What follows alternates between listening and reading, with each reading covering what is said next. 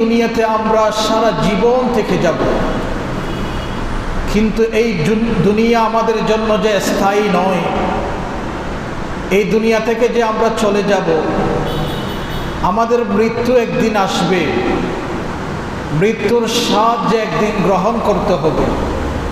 এটা অধিকাংশ মানুষ, পৃথিবীর অধিকাংশ মানুষ আমরা ভাবি না। মৃত্যু সম্পর্কে আমাদের অনেকের ধারণা নেই, এবং এই জগতের মায়া, ভোগ বিলাসিতা সব কিছু আমাদেরকে যে ছেড়ে চলে যেতে হবে, সব ত্যাগ করতে হবে, এটা আমাদের অনেকের ভাবনার মধ্যে নেই।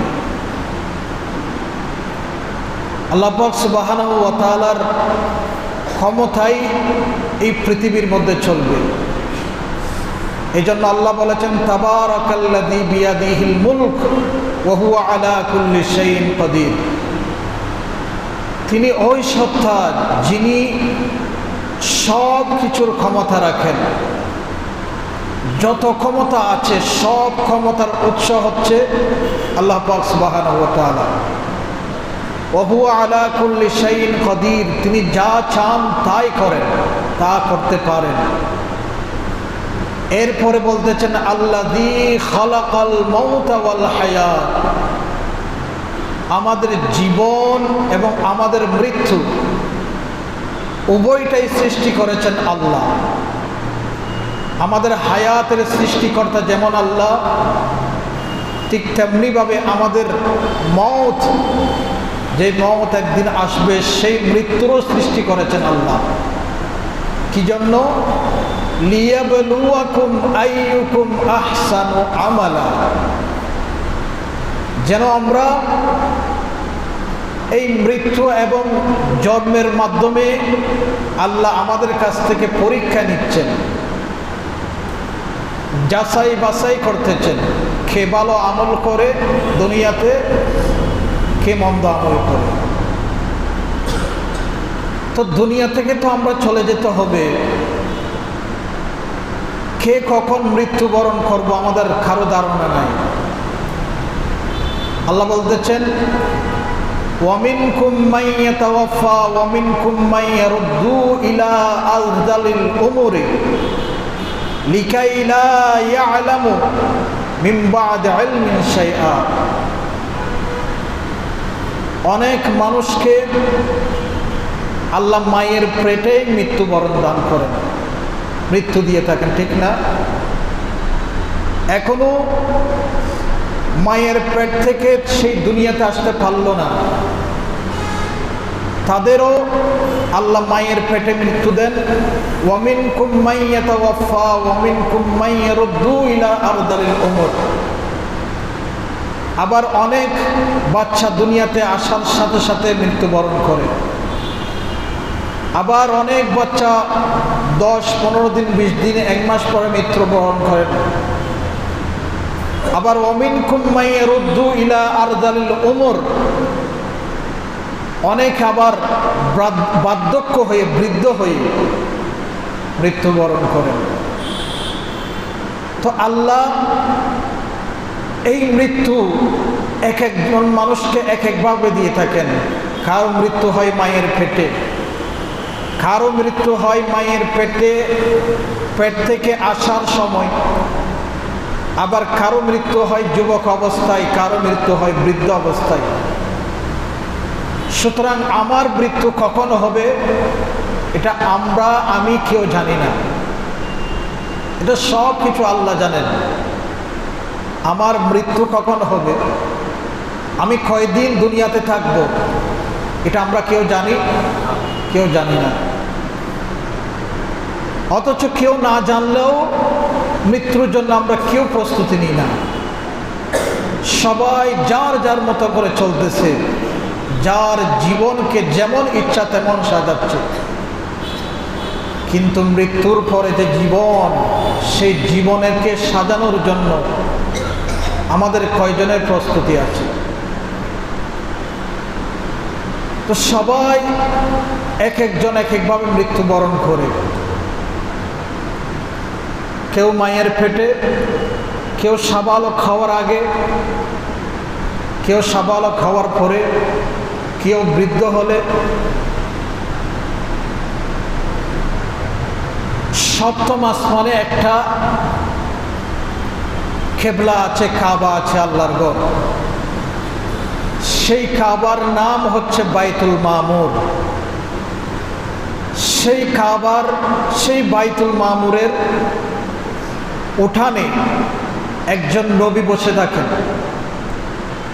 সব সময় বসে থাকেন। সেই নবীর কাজ কি জানেন? তার একটা ডিউটি আছে। তার কাজ হলো যে সমস্ত সন্তান মায়ের পেটে মৃত্যুবরণ করে, যে সমস্ত সন্তান মায়ের পেট থেকে আসার সময় মৃত্যুবরণ করে, যে সমস্ত সন্তান 1 মাস বয়সে মৃত্যুবরণ করে,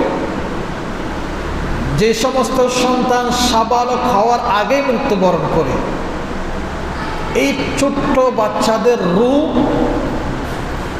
যখন বের হয়ে যায় শরীর থেকে, অর্থাৎ সাবালক হওয়ার আগে আগে যাদের মৃত্যু হয়, তাদের রূহকে ওই সপ্তম আসমানে যেই নবী বসে আছেন বাইতুল মামুরের পাশে, ওই নবী ওই রূহগুলাকে রিসিভ করে, গ্রহণ করে। এবং রিসিভ করার পরে ছোট্ট ছোট্ট বাচ্চা মা বাবাকে ত্যাগ করে ওখানে চলে গিয়েছে, তারা ওখানে গিয়েও কান্না করে, তাদের রূহ কিন্তু ওখানেও কান্না করে। ওই রূহগুলাকে ওই নবী গ্রহণ করে রূহগুলাকে সান্ত্বনা দিতে থাকে যে তোমরা কান্না করিও না, তোমরা কান্না করিও না, কিছুদিনের মধ্যেই তোমাদের মা বাবা তোমাদের কাছে ফিরে আসবে। এই নবী এই সমস্ত রূহ, ছোট্ট ছোট্ট বাচ্চাদের রূহগুলাকে রিসিভ করে তাদেরকে সান্ত্বনা দিয়ে থাকে। সেই নবীর নাম হচ্ছে হযরতে ইব্রাহিম আলাইহিস সালাম। এখনো বসে আছেন ওই বাইতুল মামুরে, 7 আসমানের উপরে যেই কিবলা আছে, ওই কিবলার ওই বাইতুল মামুরের পাশে বসে আছেন। তো যেটা বলছিলাম যে মৃত্যু যে বৃদ্ধ হলে হবে তেমন তো নয়, ছোট অবস্থায়ও মৃত্যু আসতে পারে, মায়ের পেটেও মৃত্যু আসতে পারে, যুবক অবস্থায় মৃত্যু আসতে পারে। তো মৃত্যুর জন্য যে বৃদ্ধ হতে হবে এমন কোনো শর্ত আল্লাহ আমাদেরকে দেন নাই। কখন মত আমার এসে যাবে সেটার জন্য আমাকে প্রস্তুতি নিয়ে বসে থাকতে হবে। হঠাৎ মত এসে গেল তখন কিন্তু আর প্রস্তুতি নেওয়ার কোনো সুযোগ আমরা পাবো না, সেই সুযোগ আল্লাহ আমাদেরকে দিবেন না। সুযোগ তো অনেক দিচ্ছেন,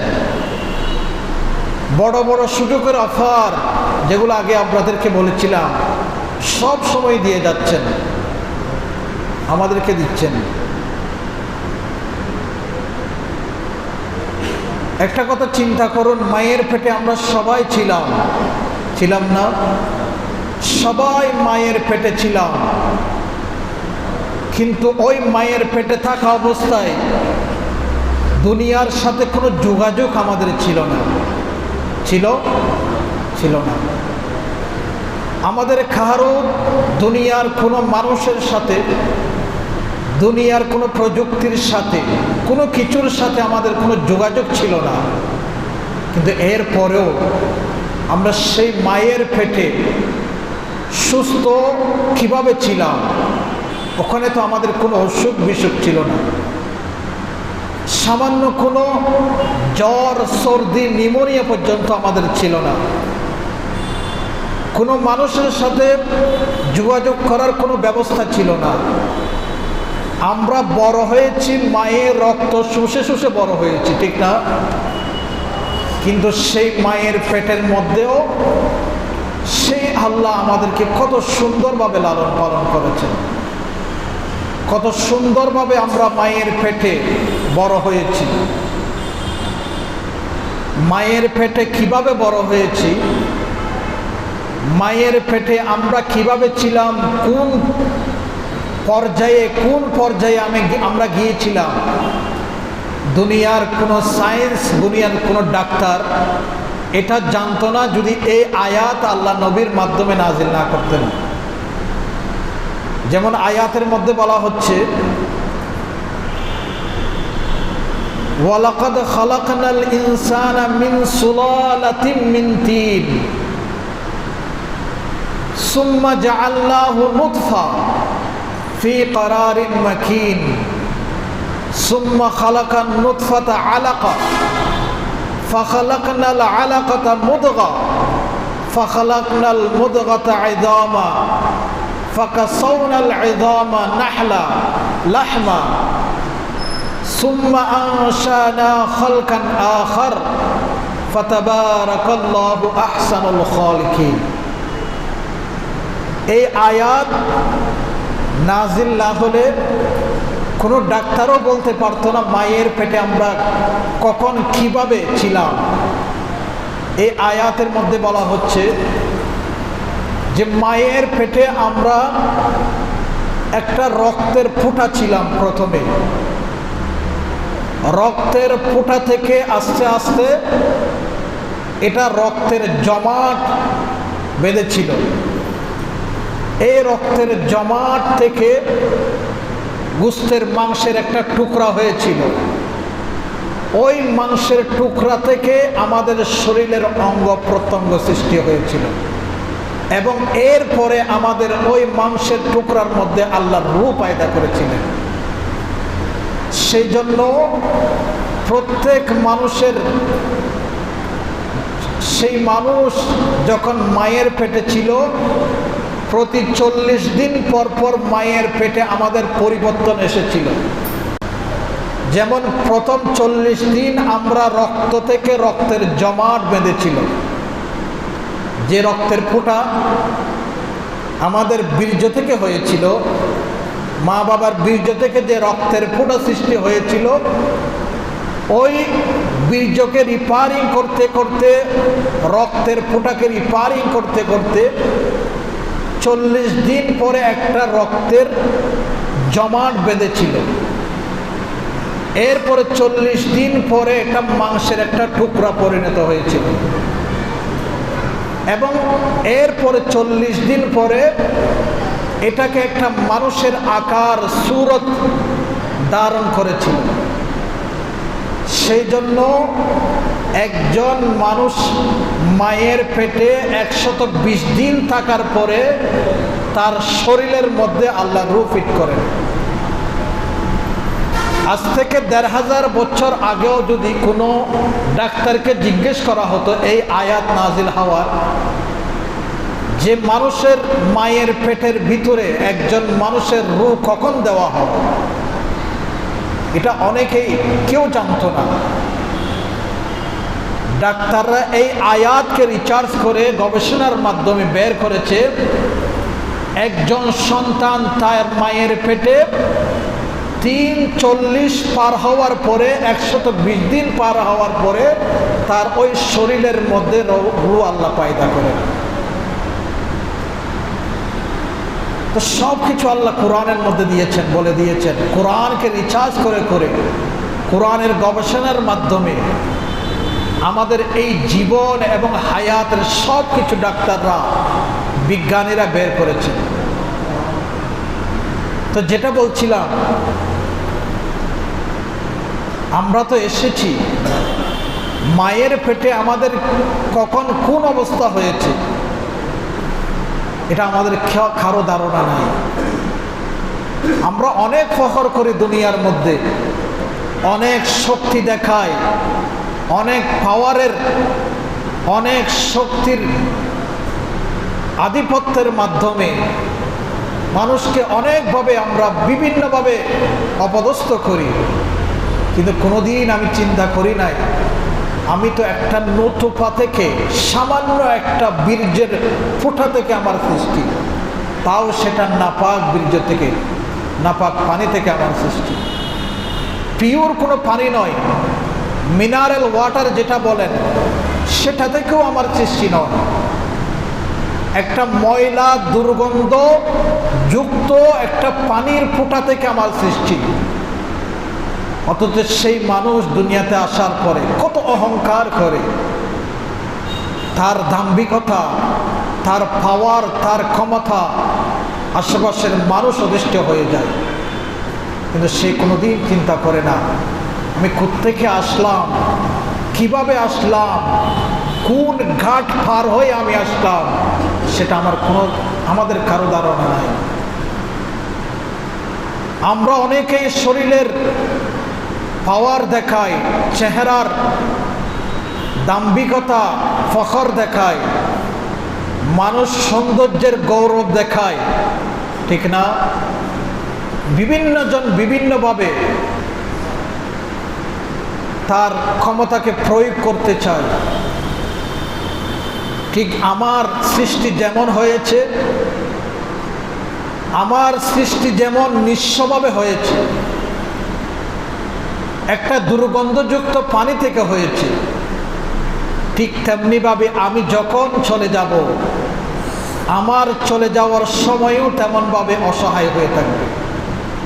তখনও কিন্তু আমার এই শক্তি, আমার টাকা, আমার সম্পদ, আমার অহংকার, আমার ক্ষমতা, আমার জনবল কোনো কিছুই আমার পাশে থাকবে না, কেউ আমাকে আটকাতে পারবে না। আমি অসহায় হয়ে দুই হাত মুঠ বন্ধ করে যেতে পারবো না, মুষ্টি খুলে রেখে দিতে হবে আমাকে। আচ্ছা বলুন, যখন আমাদেরকে কাপনের কাপন পরিধান করানো হয়, আমাদের মুষ্টি বন্ধ থাকে নাকি হাত খোলা থাকে?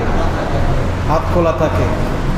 এই হাত খোলা থাকার একটা মেসেজ এটা ইঙ্গিত দেয়, তুমি দুনিয়াতে এই হাত দিয়ে কত কিছুই না অর্জন করেছো, কত কিছুই না ধরেছ, কিন্তু যাবার বেলায় তুমি কোনো কিছুই ধরে রাখতে পারছো না।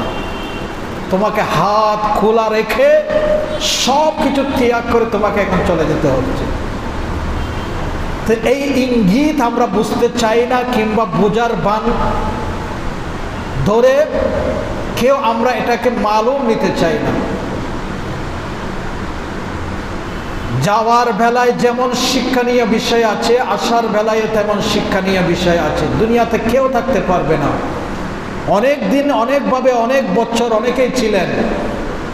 যেমন দুনিয়াতে হযরতে আদম আলাইহিস সালামের বয়স কত ছিল জানেন? গত জুমায় তো আদম আলাইহিস সালামের ইতিহাস আপনাদেরকে বলেছিলাম। এই দুনিয়াতে হযরতে আদম আলাইহিস সালাম 960 বছর বেঁচে ছিলেন, কিন্তু এর পরেও কিন্তু চলে যেতে হয়েছে, ঠিক না? কয় বছর? 960 বছর থাকার পরেও কিন্তু থাকতে পারেন নাই তিনি। ওনাকেও ইন্তিকাল বরণ করতে হয়েছে। এরপরে যিনি দুনিয়ার মধ্যে সর্বপ্রথম রসুল হিসেবে প্রেরিত হয়েছেন, দুনিয়ার সর্বপ্রথম নবী কে ছিলেন বলেন? বলেন না। দুনিয়ার সর্বপ্রথম নবী হচ্ছেন হযরতে আদম আলাইহিস সালাম, ঠিক না? আমাদের পিতা। সর্বপ্রথম রসুলকে, সর্বপ্রথম রসুল হচ্ছেন হযরতে নূহ আলাইহিস সালাম। এই হযরতে নূহ আলাইহিস সালাম দুনিয়াতে বেঁচে ছিলেন 1340 বছর। 1340 বছর তিনি দুনিয়ার হায়াত পেয়েছেন।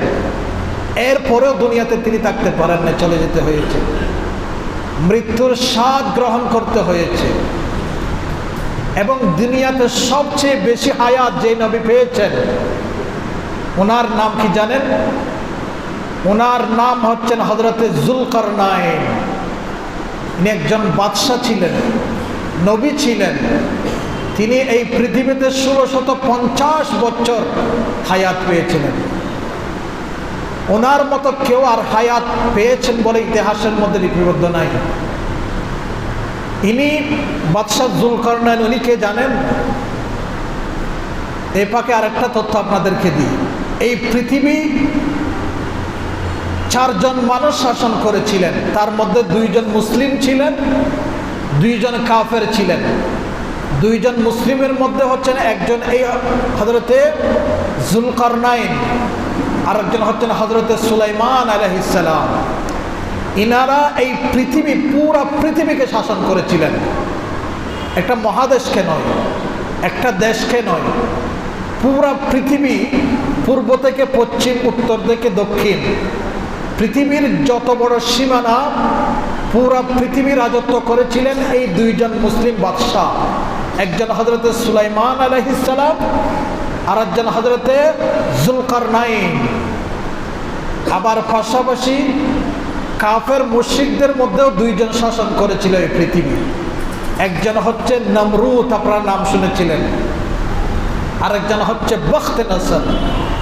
এই দুইজন কাফের পৃথিবী শাসন করেছিল। নমরুদের সময় হযরতে ইব্রাহিম আলাইহিস সালাম নবী ছিলেন। কত কষ্ট না হযরতে ইব্রাহিম আলাইহিস সালামকে দিয়েছিলেন আপনারা জানেন, ওদিকে আমি যাচ্ছি না।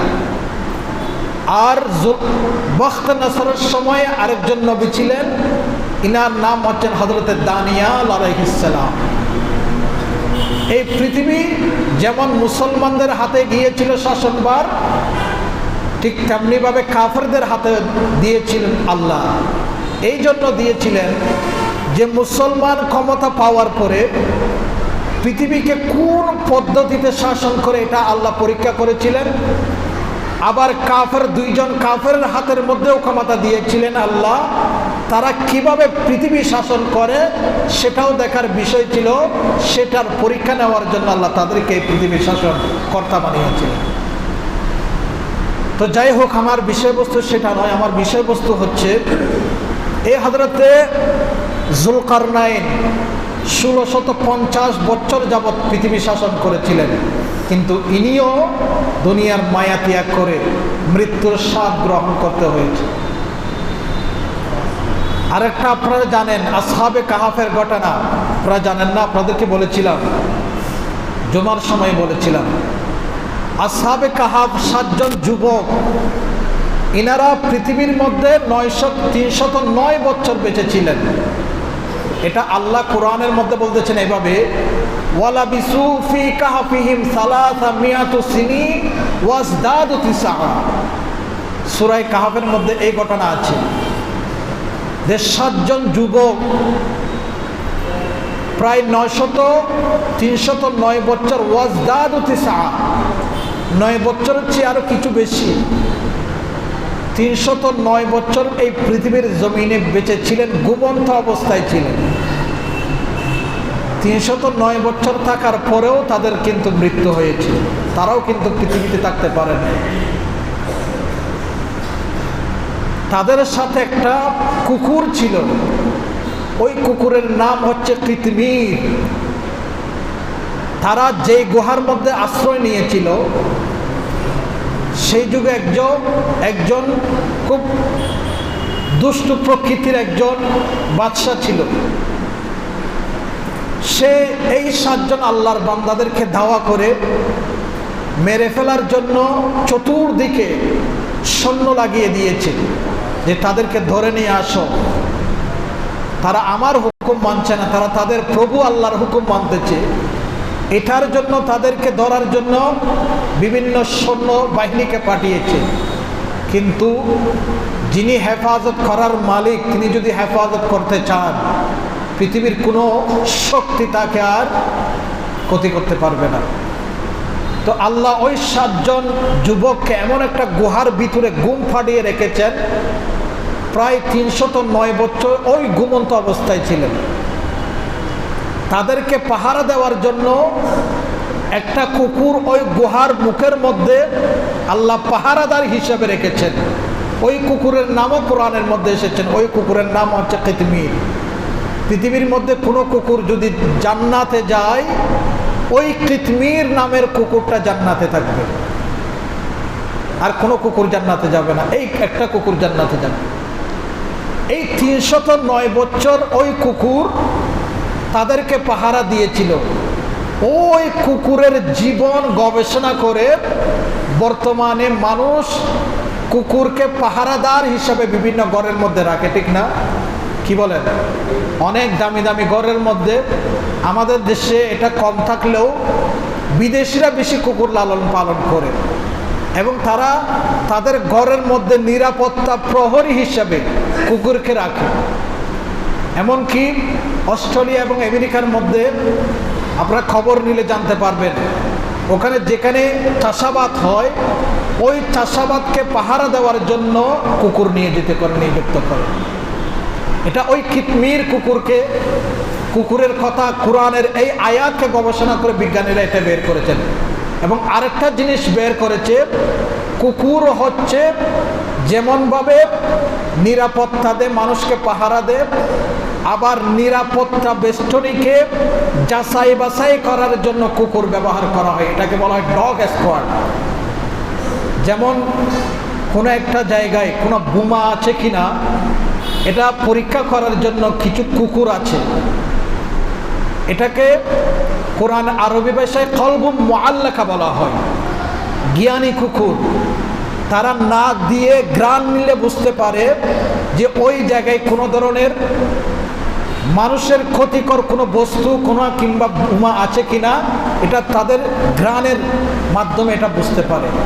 সেই জন্য কোনো বড় বড় মঞ্চ যখন তৈরি করা হয়, রাষ্ট্রপ্রধান ওই মঞ্চে যখন ভাষণ দিবে, ভাষণ দেওয়ার আগে কুকুর দিয়ে ওই মঞ্চকে নিরাপত্তা বেষ্টনী নিয়ে আসা হয়।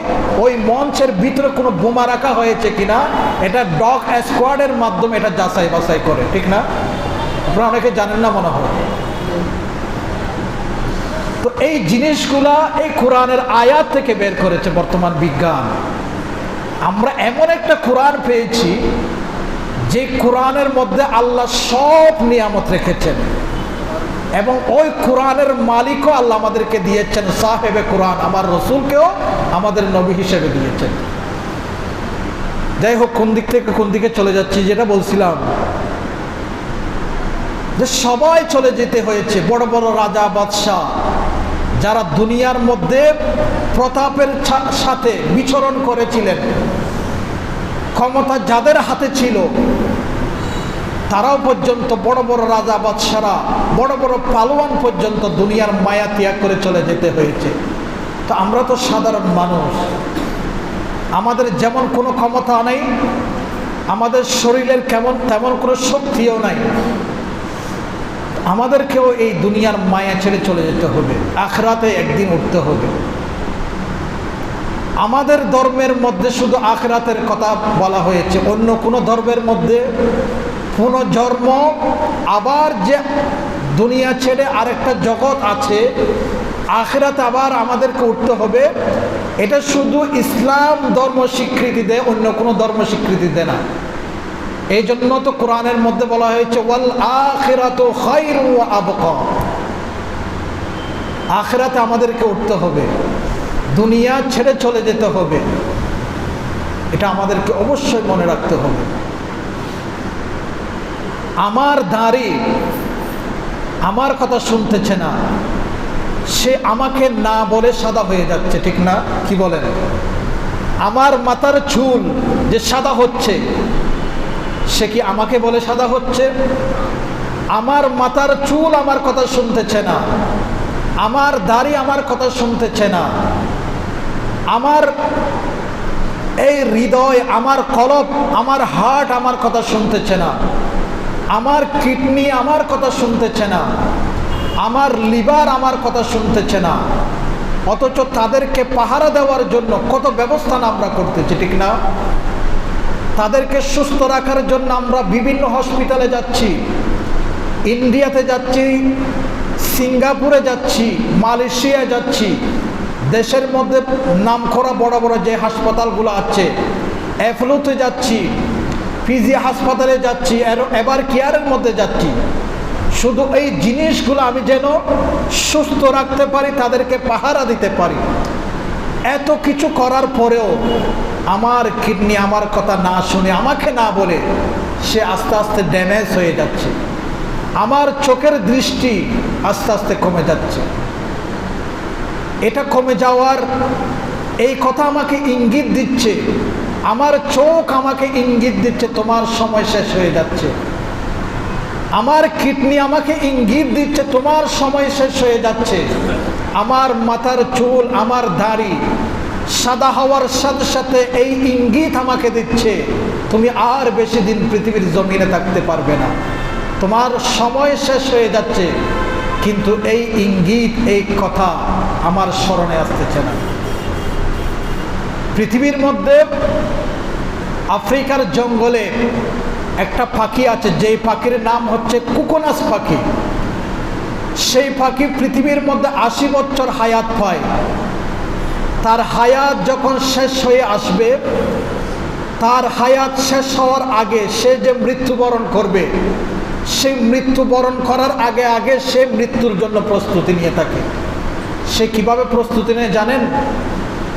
সে যখন বুঝতে পারে সেই দুনিয়াতে আর বেশি দিন থাকতে পারবে না, সে তখন জঙ্গল থেকে চন্দন কাঠ, চন্দন গাছ সংগ্রহ করে মরুভূমির মাঝখানে এনে রাখে, স্তূপ করে রাখে। রাখার পরে ওই চন্দন গাছের উপর যখন রোদের তাপ পড়ে, এগুলো শুকিয়ে, একদম শুকিয়ে শক্ত হয়ে যায়, এগুলো আর কাঁচা থাকে না। তখন ওই চন্দন গাছের স্তূপের উপর সেই কোকোনাস পাখিটা বসে পড়ে। বসার পরে সেই চিৎকার করতে থাকে। তার নাকের ছিদ্র আছে 27টা। কয়টা? 27টা নাকের ছিদ্র রয়েছে। সে যখন চিৎকার করে, ওই নাকের ছিদ্রটি, প্রত্যেকটা ছিদ্র দিয়ে আওয়াজ বের হয়। এমন আওয়াজ বের হয় যেমন সুরের ব্যঞ্জনা বের হচ্ছে, এরকম মনে হবে। হারমোনিয়াম যখন চালু করা হয়, হারমোনিয়াম যখন বাজানো হয়, তখন মধুর কিছু সুর বের হয়, ঠিক না? ওই পাখি যখন চিৎকার করে আওয়াজ করে, তখন তার নাকের এই সমস্ত ছিদ্রগুলা দিয়ে আওয়াজ যখন বের হয়, তখন সুন্দর কিছু আওয়াজ বের হয়। আওয়াজগুলো এমন মধুর হয়, চতুর্দিকে ছড়িয়ে পড়ে, এবং ওই আওয়াজগুলো খুব তেজস্বী থাকে। ওই আওয়াজের কারণে, সেই যখন চিৎকার করে, আওয়াজের কারণে ওই চন্দন কাঠের মধ্যে আগুন ধরে যায়। আগুন যখন ধরে যায়, আগুন চন্দন গাছে ধরার সাথে সাথে ওই কোকোনাস পাখি ওই আগুনের মধ্যে জ্বলে পড়ে ছাই হয়ে যায়, তার মৃত্যু হয়ে যায়। যখন ছাই হয়ে যায়, আগুন যখন বন্ধ হয়ে যায়, সম্পূর্ণ পুড়ে যখন ছাই হয়ে যায়, ওই ছাইগুলা বাতাসের কারণে বিভিন্ন দিকে ছড়িয়ে যায়, বিভিন্ন জায়গায় ছড়িয়ে যায়।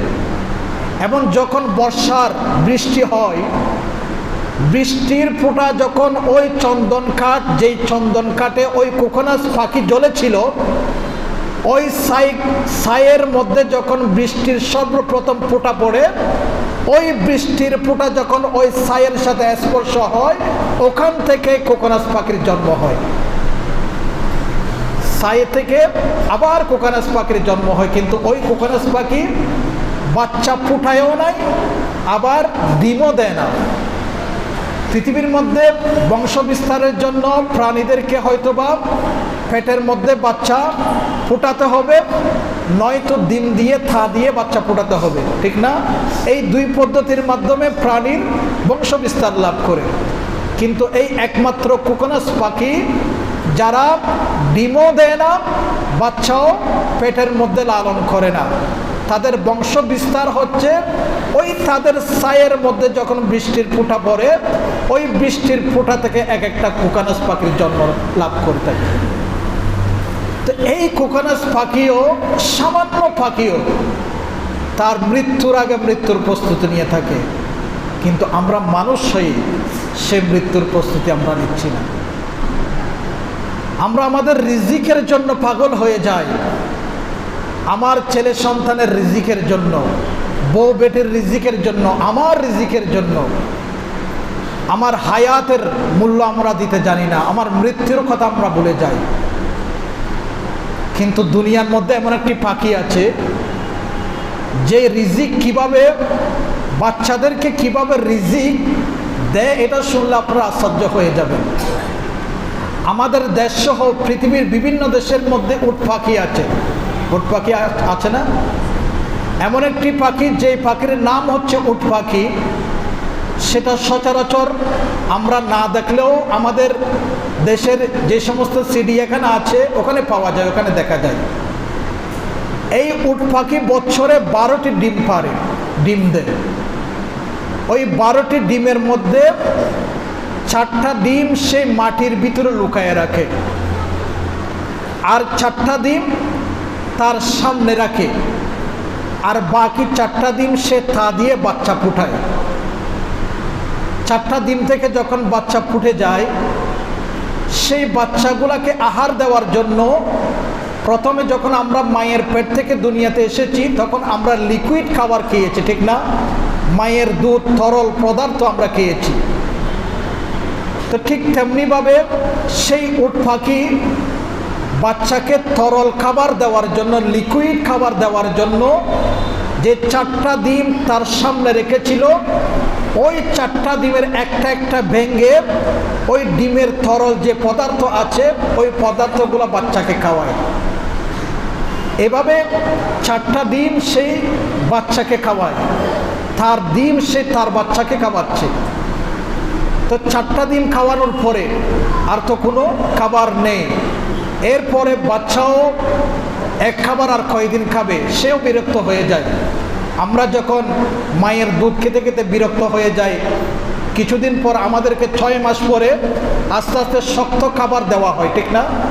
6 মাস পর থেকে মায়ের দুধের পাশাপাশি আমাদেরকে শক্ত খাবার দেওয়া হয়। তো ওই উট পাখি তার বাচ্চাকে শক্ত খাবার কিভাবে দেবে, সেটা তার বাচ্চা দুনিয়াতে আসার আগেতে সে প্রসেসিং করে রেখেছে। কিভাবে? ওই 4টা ডিম তার মাটির মধ্যে লুকায় রেখেছে, ওখান থেকে একটা একটা ডিম সে বের করে, বের করার পরে একটা ডিম সে ভেঙে ফেলে, ভাঙার পরে ওই ডিমের পানিগুলা, ভিতরের তরল পদার্থগুলা যখন মাটির মধ্যে ছড়িয়ে পড়ে, তখন বিভিন্ন পোকা, ছোট ছোট পোকাগুলা ওই ডিম খাওয়ার জন্য ওই ডিমের মধ্যে এসে পড়ে। ডিম খাওয়ার জন্য বিভিন্ন পোকা আসে, ওই পোকাগুলাকে ধরে ধরে উট পাখি তার বাচ্চাকে খাওয়ায়। শক্ত খাবার দিচ্ছে দেখেন। এইভাবে 4টা ডিম সে ভেঙে ভেঙে মাটির মধ্যে বিলিয়ে দেয়। ওখানে যখন বিভিন্ন ছোট্ট ছোট্ট পোকারা আসে, ওই পোকাগুলা উট পাখি ধরে ধরে তার বাচ্চাকে খাওয়ায়। এভাবে খাওয়াইতে খাওয়াইতে ওই 4টা ডিম যখন খাওয়ানো শেষ হয়ে যায়, পোকা খাওয়ানো শেষ হয়ে যায়, ওই তার বাচ্চাগুলো আস্তে আস্তে বড় হয়ে যায়। তারা এখন নিজেরাই রিজিকে নিজেরাই তালাশ করতে থাকে। তো যেটা বলছিলাম, আপনারা বলুন, আচ্ছা একটা সামান্য উট পাখি তার ভিতরে এমন অনুভূতি খেয়ে দিল যে এই 4টা ডিমকে 3 ভাগ করতে হয়, 1 ভাগ মাটির ভিতরে লুকায় রাখে, আর 1 ভাগ তার সামনে রাখে, আর 4টা ডিম থা দিয়ে সে 4টা বাচ্চা ফুটায়। এটা তো আমাদের দেশের ছোট্ট বাচ্চা, যার লেখাপড়ার জ্ঞান নাই, অঙ্ক করতে জানে না, সেটাও জানবে না। সে জানবে, ছোট্ট বাচ্চা জানবে, সেও জানবে না। কিন্তু আল্লাহ এমন প্রাণীকে, ছোট্ট একটা প্রাণীকে এমন অনুভূতির শক্তি দিয়েছেন।